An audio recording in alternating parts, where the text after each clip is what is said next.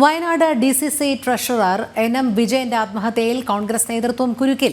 പരസ്പരം ഒളിയമ്പുകൾ അയച്ച് കെ സുധാകരനും രമേശ് ചെന്നിത്തലയും. NM വിജയന്റെ മകൻ വിജേഷ് വിജിലൻസിന്റെ മുൻപിൽ ഹാജരായി.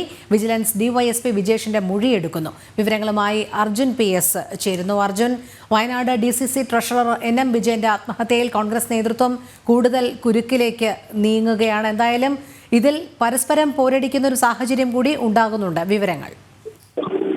തീർച്ചയായും രോഹിണി, അത്തരത്തിൽ തന്നെയാണ് കാര്യങ്ങൾ മുന്നോട്ട് പോകുന്നത്. പരസ്പരം പോരടിക്കുന്ന കാഴ്ചയാണ് നമ്മൾ കണ്ടത്. മാത്രമല്ല, കഴിഞ്ഞ ദിവസം നമ്മൾ മറ്റൊരു കാര്യവും കണ്ടിരുന്നു. ഇത്തരത്തിൽ KPC പ്രസിഡന്റിനോട് ഇത്തരത്തിൽ ഒരു കത്ത് ലഭിച്ചിരുന്നു എന്ന് ചോദിച്ചപ്പോൾ, ഇത്തരത്തിൽ ആത്മഹത്യയെക്കുറിച്ച് എന്താണ് അഭിപ്രായം എന്ന് ചോദിച്ചപ്പോൾ അദ്ദേഹം പറഞ്ഞത് ഒരു കത്ത് കിട്ടിയിരുന്നു, അത് തന്റെ വീട്ടിലുണ്ട്, 3 ദിവസങ്ങൾക്ക് മുമ്പ് കിട്ടിയതാണ്, പക്ഷെ താൻ അത് നോക്കിയിട്ടില്ല എന്നുള്ള അത്തരത്തിൽ ഒരു രാജവത്തോടെയാണ് അദ്ദേഹം ഇക്കാര്യത്തെ കുറിച്ച് സംസാരിച്ചത്. സ്വാഭാവികമായിട്ടും ഒരു കത്ത് കിട്ടുകയാണെങ്കിൽ ഒരു പ്രസിഡന്റ് എന്ന നിലയ്ക്ക് കൃത്യമായി തന്നെ ഈ കത്തിനെ കുറിച്ച് കാര്യങ്ങൾ മനസ്സിലാക്കേണ്ടതുണ്ട്. മാത്രമല്ല, ഇപ്പൊ നമുക്ക് മനസ്സിലാക്കാൻ കഴിയുന്നത് ഇത് ഗ്രൂപ്പുകൾ തമ്മിലുള്ള ഒരു തർക്കമായിട്ട് ഇത് മാറുന്നുണ്ടോ എന്നുള്ളതടക്കമുള്ളതാണ് നമുക്ക് സംശയമായിട്ടുള്ളത്. അതായത് കോൺഗ്രസിലെ തന്നെ 2 ഗ്രൂപ്പുകളുണ്ട്. ആ ഗ്രൂപ്പുകൾ തമ്മിലുള്ള ഒരു തർക്കമാണോ ഇത് നടക്കുന്നത് എന്നുള്ളതടക്കമുള്ളത് നമുക്ക് നോക്കി കാണേണ്ടതുണ്ട്. എന്തിനാണ് കഴിഞ്ഞ ദിവസം നമ്മൾ ഇത്തരത്തിലുള്ള ഒരു കത്ത് പുറത്തുവിട്ടിരുന്നു.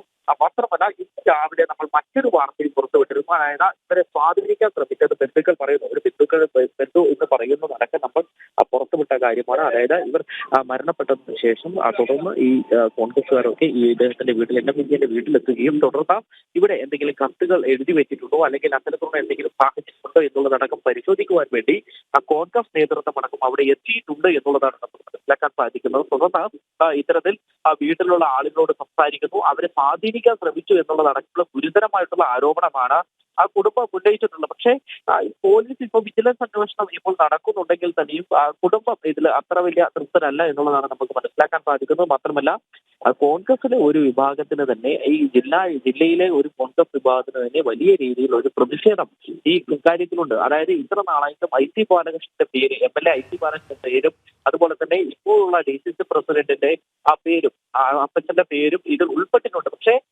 എന്നിട്ട് പോലും യാതൊരു വിധത്തിലുള്ള നടപടി പാർട്ടി എടുക്കാത്തത് ഈ പാർട്ടിക്കുള്ളിൽ തന്നെ വലിയ രീതിയിലുള്ള ഒരു പ്രതിഷേധമുണ്ട് എന്നുള്ളതാണ് നമുക്ക് മനസ്സിലാക്കാൻ സാധിക്കുന്നത്. പ്രത്യേകിച്ച് യുവാക്കളുടെ ഇടയ്ക്ക് ഇത് വലിയ രീതിയിലുള്ള ഒരു ചർച്ചയായിട്ടുണ്ട്. അവർ ഇതിന് വലിയ രീതിയിലുള്ള ഒരു പ്രതിഷേധം രഹസ്യമായി ഉയർത്തുന്നുണ്ട് എന്നുള്ളതാണ് നമുക്ക് ലഭിക്കുന്ന സൂചന.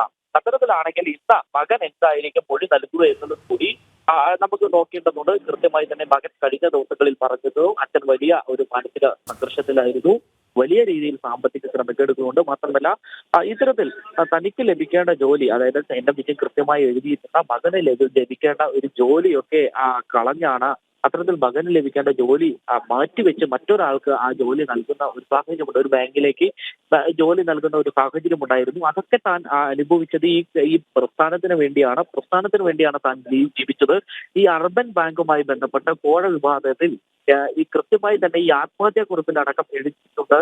IT ബാലകൃഷ്ണൻ പണം വാങ്ങിയിട്ടുണ്ട്. IT ബാലകൃഷ്ണന്റെ സാന്നിധ്യത്തിലാണ് ഇത്തരത്തിൽ പണം വാങ്ങിയത് എന്നുള്ളതടക്കം വിജയൻ പറയുന്നു. തുടർന്ന് ഈ പണം തിരികെ വന്നപ്പോൾ താൻ ലോൺ എടുത്ത വീണ്ടും ഈ പണം അടയ്ക്കുന്ന സാഹചര്യമുണ്ടായി. പലതും അങ്ങനെ തന്നെയാണ്. അത്തരത്തിൽ പണം അടയ്ക്കുന്ന സാഹചര്യമുണ്ടായി.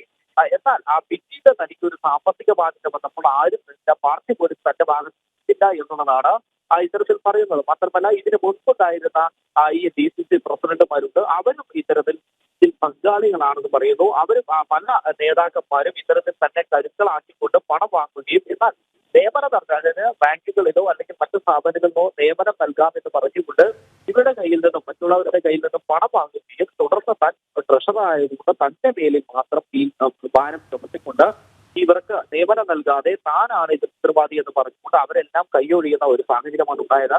സ്വാഭാവികമായും ഇദ്ദേഹത്തിന് പേഴ്സണലായിട്ട് വന്ന നഷ്ടം, അതായത് നമ്മൾ നേരത്തെ കണ്ടതാണ്, വ്യക്തിപരമായിട്ട് ഇദ്ദേഹത്തിന് 1 കോടി രൂപയോളം സാമ്പത്തിക ബാധ്യത, അത് 2 ബാങ്കുകളിൽ മാത്രമായി 1 കോടി രൂപയോളം സാമ്പത്തിക ബാധ്യത ഉണ്ട് എന്നുള്ളതാണ് നമുക്ക് മനസ്സിലാക്കാൻ സാധിക്കുന്നത്. ഇത്തരത്തിലുള്ള സാമ്പത്തിക ബാധ്യതകളെല്ലാം താൻ കോൺഗ്രസ് ഈ പാർട്ടിക്കാർ മേടിച്ച ഈ കൈക്കൂലി അല്ലെങ്കിൽ ഇത്തരത്തിലുള്ള പണം വാങ്ങിയത് തിരിച്ചടയ്ക്കുവാൻ വേണ്ടി താൻ വാങ്ങിയതാണ് എന്നുള്ളത് അടക്കമാണ് ഇത്തരത്തിൽ NM വിജയൻ ഈ ആത്മഹത്യാക്കുറിപ്പിലടക്കം എഴുതി വെച്ചിട്ടുള്ളത്.